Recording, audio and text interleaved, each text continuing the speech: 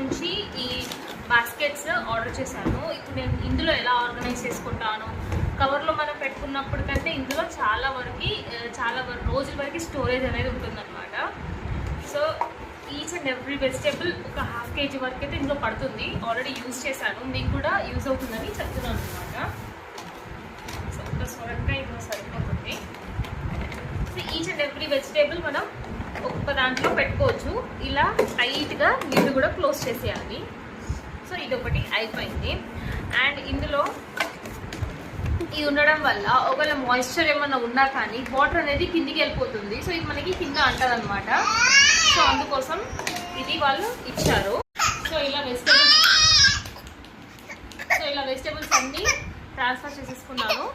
and ఇలా leg పెట్టేసుకుంటే ఏమవుతుందంటే టైట్ ప్రూఫ్ ఉంటుంది, ఎయిర్ ఎక్కువ వెళ్ళదు కాబట్టి చాలా రోజులు ఉండడానికి